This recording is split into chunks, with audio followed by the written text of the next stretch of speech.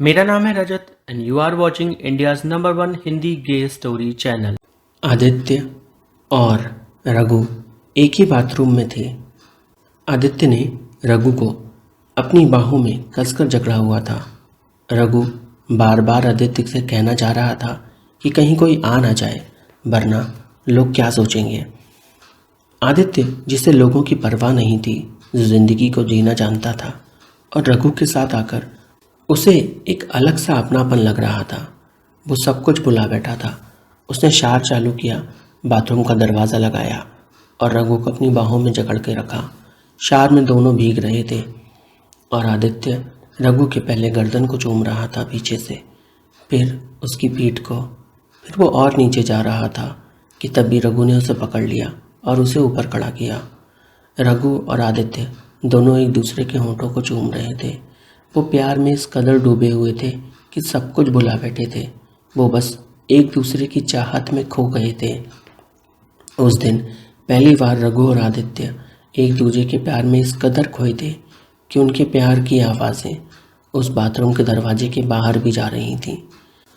बारिश हो रही थी, इस वजह से रघु और आदित्य इस सोच में थे कि सारे मजदूर कहीं बैठे होंगे और हवेली पे वैसे भी उन्हें काम होता दिखा नहीं था जब वो आए थे। और रघु और आदित्य दोनों के दोनों बस एक दूसरे में पूरी तरह से खोए हुए थे। थोड़ी देर के बाद जब रघु बाथरूम के बाहर निकला तो उसने देखा कि कुछ मजदूर वहीं पर बैठे हुए थे। वो रघु को देखकर मुस्कुराने लगे। रघु एकदम से घबरा गया। वो वापस से बाथरूम के अंदर घुस गया हड़बड़ाहट में। आदित्य रघु से बोला, क्या हुआ? रघु बोला, बाहर मजदूर लोग बैठे हुए हैं। अगर तुम भी इस बाथरूम से बाहर निकलोगे तो फिर सबको पता चल जाएगा। आदित्य भी एक पल को शौक था, पर उसे डर नहीं था किसी का। पर रघु को बहुत ज़्यादा डर लग रहा था। रघु के डर के लिए आदित्य ने उन मज़दूरों में से किसी एक को फ़ोन लगाया और फिर उनसे बोला कि नीचे आके मुझसे मिलो। उन लोगों को लगा कि आदित्य उन्हें नीचे बुला रहा है मिलने को, तो वो सारे के सारे नीचे पहुंच गए और इतने में रघु बाथरूम के बाहर निकल गया। जब उसने देखा कोई नहीं है तो उसने आदित्य को भी बाहर आने को बोला। आदित्य भी बाहर आ गया। रघु ने फटाफट अपने कपड़े पहने और फिर आदित्य ने भी कपड़े पहने। रघु दूसरे स्टेयर से होता हुआ गया और आदित्य दूसरे जीने से नीचे उतरा। रघु अभी भी जीने में बीच में ही खड़ा था। उसमें नीचे जाने की हिम्मत नहीं हो रही थी और आदित्य नीचे जा चुका था। वह मजदूरों से बातें करने लगा और फिर रघु भी आ गया। आदित्य ने ऐसे बिहेव किया जैसे वो और रघु एक साथ थे ही नहीं। उसने रघु से पूछा, तुम कहाँ रह गए थे? तुम मेन काम सुनोगे नहीं तो इन लोगों को समझाओगे कैसे? फिर रघु वहाँ पर आया। रघु को देख वो मजदूर मुस्कुरा रहे थे, मंद मंद मुस्कुरा रहे थे और खिलखिला भी रहे थे हल्का हल्का। आदित्य अचानक से गुस्से में चिल्लाया, क्या हो गया? इतनी खीसें क्यों फट रही हैं तुम लोगों की? क्या हो गया? क्यों इतनी हंसी आ रही है? सारे मजदूर एकदम खामोश हो गए। रघु समझ गया था आदित्य बात को संभालने के लिए सबको डांट लगा रहा है। रघु ने कुछ खास रिएक्ट नहीं किया और वो चुपचाप आदित्य की डांट सुनता रहा। आदित्य ने डांट कर फिर सबको काम बताया और फिर सारे मजदूर वापस काम में लग गए। रघु भी अपने काम में लग गया। उसके कपड़े गीले थे पर फिर भी वो काम कर रहा था। आदित्य ने रघु से इशारे में कहा, सुनो इधर आओ। रघु आदित्य के पास गया। रघु, घर जाके कपड़े बदल लो, गीले कपड़ों में काम मत करो वरना बीमार पड़ जाओगे। मैं भी घर जा रहा हूँ। रघु कुछ देर सोचकर बोला, अरे आदित्य, अब मैं घर जाऊँगा फिर आऊँगा, आने जाने में इतना टाइम जाएगा। मैं यही कपड़े पहने काम कर लेता हूँ, बारिश रुक जाएगी, उसके बाद कपड़े तो सूख ही जाने हैं। और वैसे भी मैं घर जाऊँगा तो बारिश में भीगूंगा ही और लौटते हुए आऊँगा तो फिर भीगूंगा। आदित्य हंसने लगा और बोला, कैसी बातें कर रहे हो? तुम्हारे घर में छाता नहीं है क्या? रघु आदित्य की तरफ शॉक्ड होकर देखा और बोला, छाता? उसका काम क्या? भीगना तो हमारे लिए आम बात है। जैसी तुम्हारी मर्जी, जो सही लगे वो करो। ये कहकर आदित्य वहाँ से चला गया। रघु को लगा आदित्य उससे नाराज़ हो गया। वो आदित्य के पीछे जाना चाहता था पर उसके अंदर का डर उसे आदित्य के पीछे नहीं जाने दे रहा था। वो रुक गया और आदित्य वहाँ से चला गया। रघु अपने काम में लगा हुआ था कि तभी एक मजदूर पीछे से आया और रघु से बोला, क्या बात है, बड़ा शोर मचा रहे हो आजकल? रघु बोला, क्या? वो मजदूर फिर से बोला, बहुत शोर मचा रहे थे। क्या मिल गया तुम्हें बाथरूम में ऐसा? कौन सा कुबेर का खजाना लूट लिया तुमने जो इतना शोर मचा रहे थे? ऐसा लग रहा था दुनिया भर की सारी खुशी और मस्ती बस तुम्हें ही नसीब हो गई है। रघु शर्मा रहा था, उससे बोला नहीं जा रहा था। दूसरा मजदूर बोला, अरे समझा करो, भरी जवानी है, वो भी अकेला, तो कुछ तो करेगा ही ना। रघु, बता भी दो, क्या कर रहे थे तुम? अब इतना भी ना शर्माओ हमसे, हम तो सब दोस्त यार हैं ना, है ना रघु? चलो चलो बता दो। कुछ मजदूर रघु को फोर्स कर रहे थे, उसके साथ मस्ती कर रहे थे, क्योंकि वो जानना चाहते थे कि आखिर बाथरूम में ऐसा क्या हुआ था जो रघु की आवाज़ें इतनी ज़्यादा बाहर आ रही थीं। रघु, जो शर्म से पूरा लाल हो चुका था, उसे समझ में नहीं आ रहा था कि आखिर वो इन लोगों के सवालों का जवाब कैसे दे। उसे अंदर ही अंदर ऐसा लगने लगा कि उससे गलती हो गई। आदित्य के साथ एक स्टेप आगे बढ़ाकर उसे एक भी स्टेप आगे नहीं बढ़ाना चाहिए था, और आज देखो उसी स्टेप की वजह से उससे सवाल पूछे जा रहे हैं। उसने जोर से चिल्लाते हुए मजदूरों से कहा, अपने काम से काम रखा करो, जाके काम करो, अभी मालिक आएंगे, उनको क्या जवाब दोगे? यही कि चीखें सुन रहे थे, मजे ले रहे थे? एक मजदूर जाते हुए रघु को बोल गया, कभी हमें भी चीखें निकालने का मौका दो ना रघु, कब तक दूसरों को सेवा देते रहोगे? रघु ने गुस्से से उसकी तरफ देखा और बोला, जा रहे हो कि अभी आऊँ मैं तुम्हारे पास? वो मजदूर बोला, आ जाओ ना, मैंने कब रोका है? मैं तो कब से चाहता हूँ कि तुम मेरे पास आओ, एक बार मेरी बाहों में भी तो आके देखो, मैं तुम्हारी चीखें नहीं निकलवाऊंगा, बहुत प्यार करूँगा तुम्हें। और हंसते हुए वहाँ से चला गया। रघु समझ गया था कि अब वो हंसी का पात्र बन रहा है इन लोगों के बीच, इसलिए रघु ने खुद को सबसे काट लिया। उसने उन सबसे बात करना बंद कर दिया। वो सिर्फ उतनी ही बात करता था जितनी ज़रूरी है, लिमिट टू लिमिट, और अपने काम में रहता था।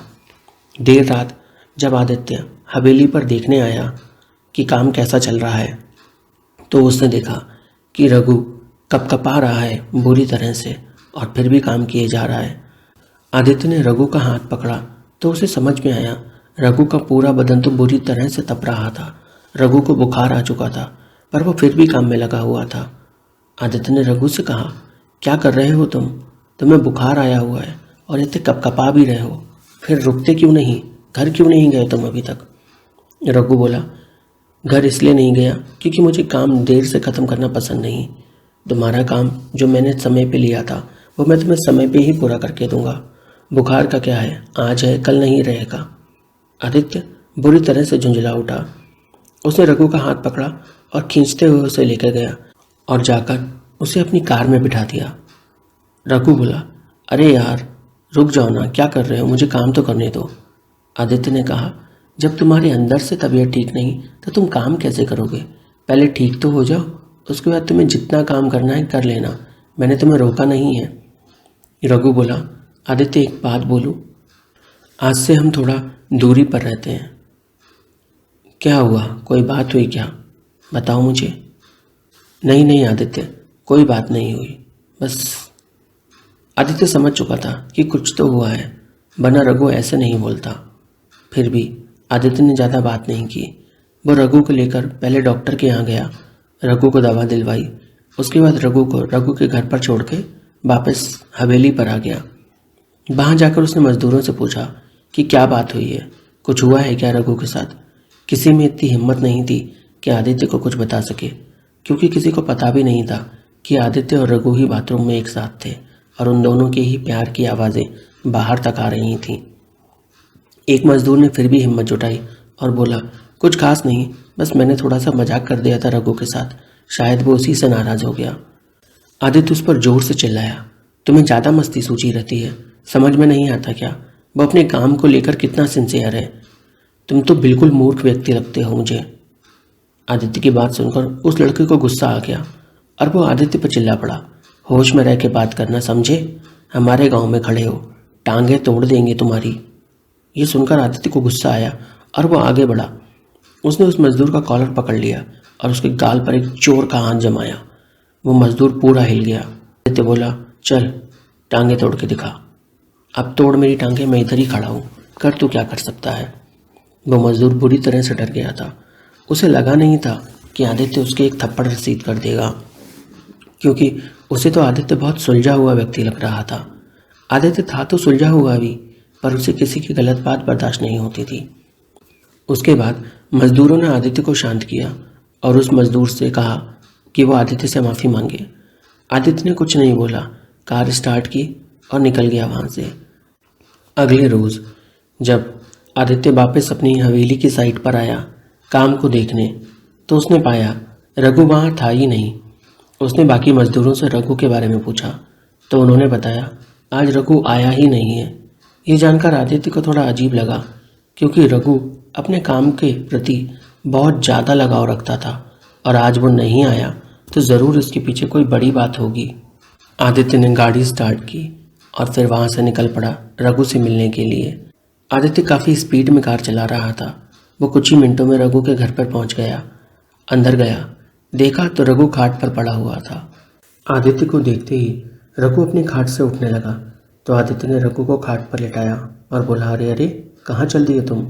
रघु ने अपने हाथ जोड़े और आदित्य से बोला, माफ़ करना, आज मैं काम पर नहीं आ सका।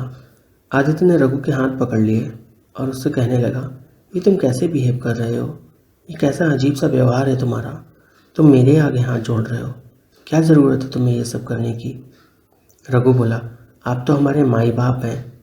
आदित्य हैरानी से रघु को सुन रहा था और फिर बोला, क्या कर रहे हो तुम। रघु ने आंखों से इशारा किया। आदित्य ने पीछे पलट के देखा, रघु की माताजी खड़ी हुई थी। उनको देख आदित्य ने नमस्कार किया और फिर उनसे बोला, और माताजी कैसी हैं आप। माताजी ने भी आदित्य से बहुत अच्छे से बात की और फिर वो चाय बनाने चली गई। आदित्य ने रघु के बदन को छू के देखा तो वो बुखार में अभी भी तप रहा था। आदित्य रघु से बोला, मैंने कहा था ना गीले कपड़ों में मत रहो, पर तुमने मेरी एक न मानी और देखो अब तुम बीमार पड़ गए। रघु बोला, हाँ ये मेरे साथ पहली बार हुआ है, इससे पहले मैं कभी बीमार नहीं पड़ा था, पता नहीं कैसे हो गया। कोई बात नहीं रघु, बीमार तो सभी पड़ते हैं ना, बस तुम आराम करो तो जल्दी ठीक हो जाओगे, है ना। आदित्य ने रघु का हाथ अपने हाथों में थाम रखा था और उसकी आंखों में देख रहा था। पहले उसने सब तरफ अच्छे से देखा और जब उसे लगा कि कोई नहीं है वहाँ पर तो उसने रघु के माथे को चूमा और रघु से बोला, तुम बीमार हो गए, क्या तुम मुझे कॉल करके आज बता भी नहीं सकते थे कि तुम्हारी तबीयत नहीं सही है। मैं साइट पर तुम्हारा इंतज़ार कर रहा था, लोगों से तुम्हारे बारे में पूछा, तब पता चला तुम नहीं आए और मैं यहाँ आके अगर नहीं देखता तो मुझे ये तो पता चलता ही नहीं कि तुम बीमार हो। अरे कोई बात नहीं, मैं ठीक हो जाऊँगा, तुम इतना टेंशन ना लो आदित्य। कैसे टेंशन ना लूँ, तुम समझते क्यों नहीं हो, मुझे तुमसे प्यार है रघु, मैं तुमसे बहुत प्यार करता हूँ। तुम इस बात को कब एक्सेप्ट करोगे कि तुम्हारे मेरे बीच एक अलग सा रिश्ता है, हमारे बीच प्यार का एक बंधन है। रघु कुछ देर सोच में रहा और फिर बोला, हाँ हमारे बीच प्यार है, वो मैं मानता हूँ, उससे मैं मुकरता भी नहीं, लेकिन क्या करूँ लोगों का, इनके सामने ये सब बातें करने की हिम्मत नहीं होती, ना ही ये हिम्मत होती है कि मैं किसी से कुछ कह पाऊँ। ये सब सुन आदित्य बोला, तो क्या ज़रूरत है किसी से कुछ कहने की, कि क्या मैंने तुमसे कहा कि तुम सबको बता दो, या तुम्हें मजबूर कर रहा हूँ मैं खुद से प्यार करने को, बस तुम इतना बताओ। नहीं नहीं, तुम मजबूर नहीं कर रहे हो आदित्य ऐसा कुछ भी करने को, मैं क्या करूँ, मेरा दिल ही ऐसा है। मुझे ना जाने क्यों हर पल बस यही चिंता सताए रहती है कि अगर लोगों को पता चल गया तो क्या होगा।